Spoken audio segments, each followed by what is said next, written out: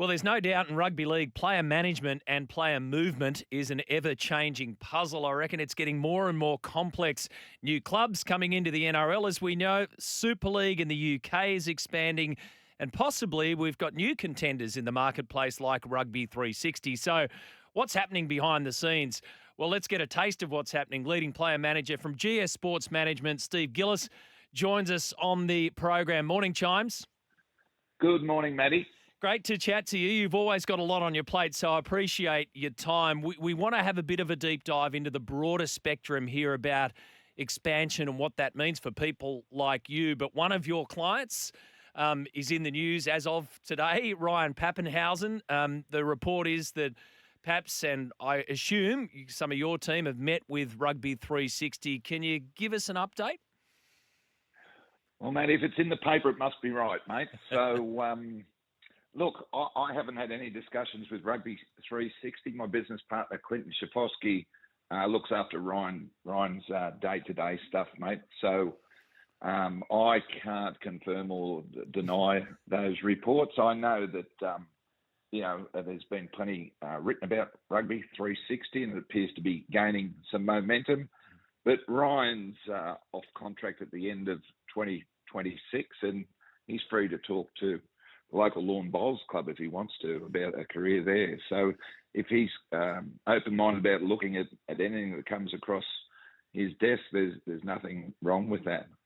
There is an option though, isn't there, for Paps for the Melbourne Storm at 2027? Is that right? Yeah, I'm pretty sure it's a mutual option, mate. So I'm pretty sure Ryan has the ability to leave the club.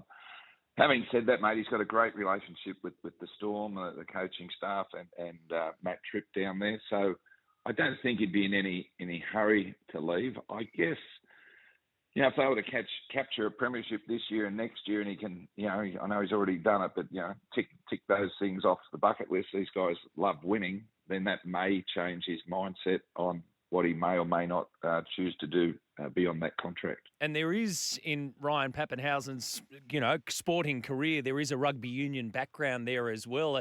Has there been any broader discussions? I know you're not day-to-day with Paps, but has there been any broader discussions about another code, about that code? Not specifically, Matt, but I will say this. Ryan's a thinker. He's always open to ideas. Looking at something different, would come as no surprise. But as I said, he's also well entrenched with the Storm and their culture and the team and his teammates down there. So, I don't think anything drastic's about to happen. I think we'll just have to play it out and see what unfolds down the track. Never say never, Chimes? Oh, well, no, as I said, Ryan's a thinker, mate. So I'd definitely say, in his case, never say never. All right. A couple of others that are on your list. We may as well tick them off now before we get to a bit of a broader discussion. But Dane Gagai, so staying at Newcastle for 2026, that's locked in for next season. Yeah, it is, mate. That was done yesterday. It's just a matter of tidying it up now. But Dane's committed to stay. Looking forward to next year. He's been in great form, as you know. And look, it wouldn't surprise me to see him play on beyond next year. He'll be 35 next year. And whilst some people think shock horror, if you look at his form and his energy and he's still got speed, we've got to ask ourselves, can Dane play another 50-odd games to go beyond next year, 2020, let's call it 25, 26 next year, and then go again? You'd probably think, yes. I know his dad played well into his 40s. It wasn't in the NRL, of course, but the genes are there. So, Dane's not in any hurry to hang him up. All right. Josh Papali'i is an interesting one, Chimes. The Raiders are giving Chevy Stewart and Trey Mooney clearance to move on, which leads us to think freeing up some space. Is Josh still considering Super League possibly, or considering staying? And where's this at? Yeah, I don't think those player movements, Matt, are related to freeing up any potential space for Josh. Josh knew at the beginning of the year that the Canberra hadn't factored him into the cap. So, it came as no surprise when Canberra weren't in a position to make him a decent offer. He is considering England. He has said he would consider other clubs in the NRL. Right now, I really don't know how this one's going to play out. But I think we'll know a lot more in the next 2 to 3 weeks. Okay, and just one more while I'm peppering you on player names, mate. Harry Grant back to the Storm. So we saw the Jerome Hughes news in the last day or so, locked in, getting ahead of the game on extension, and a big one as well. Harry's contracted until the end of 2026, which means you can start talking November 1 this year. Any thought process around him? Oh, look, there's been some discussions, Matt, so things are bubbling along there. Harry, very happy at the club.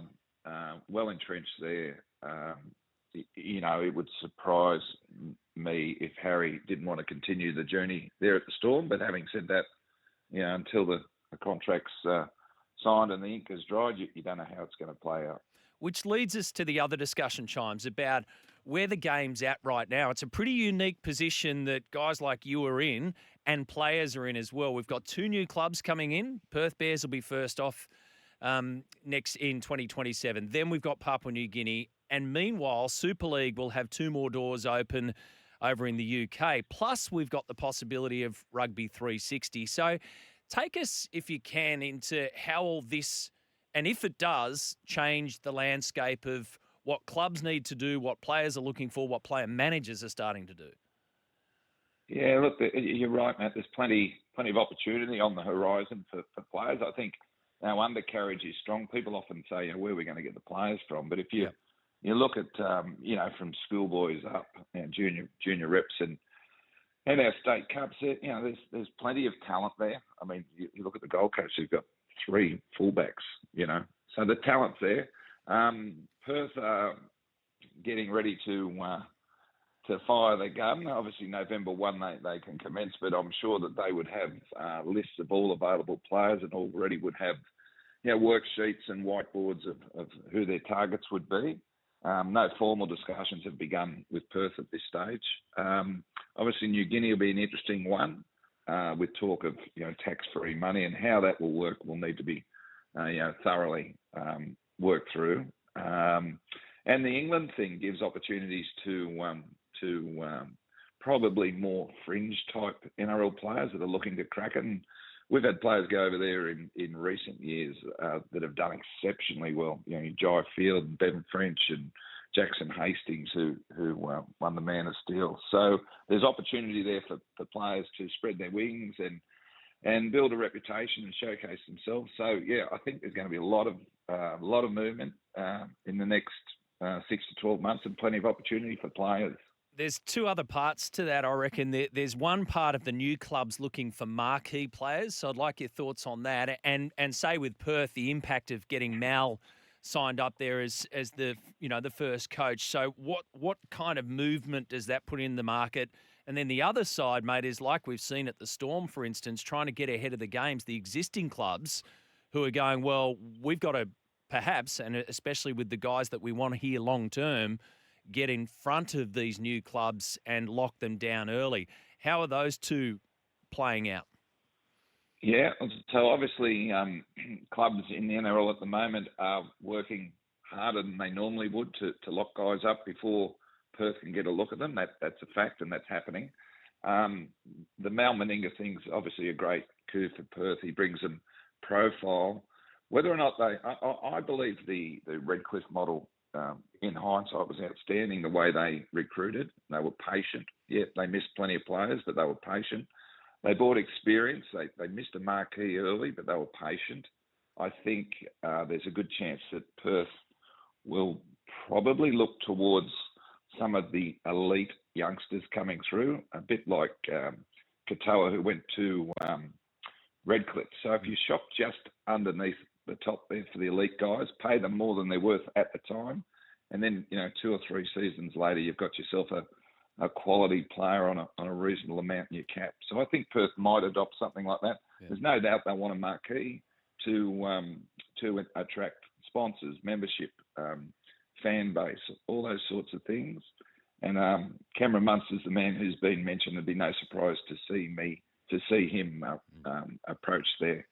So from your side of things, do you actively look at new clubs and say, Like let's put it in your frame. So do you go and say to a new club, hey, here's Ryan Papenhuyzen. He could be a perfect marquee player. Do you position with a new club a marquee player from your stable? It's a bit of a cooperation between the agent and the club, because Right. the first thing the club will say is, does he want to come here? Are we wasting our time? Are we bumping his price up in the market? So if I can go to that club and say, hey, I've got a player here who genuinely wants to come, let's talk, then you're more likely to get an audience with the club rather than, agents who may push their agendas via the media. So if the club has trust in that you're genuine about your conversations, I think there's more of a chance to get an audience with them and get some momentum. Yeah, it's interesting times, really fascinating stuff, the way that it's going to play out. So I've handpicked a few there for your Chimes. Is there anyone I've missed, mate, in your stable that might be some breaking news in the next couple of days that you might give us a tip into before I let you go?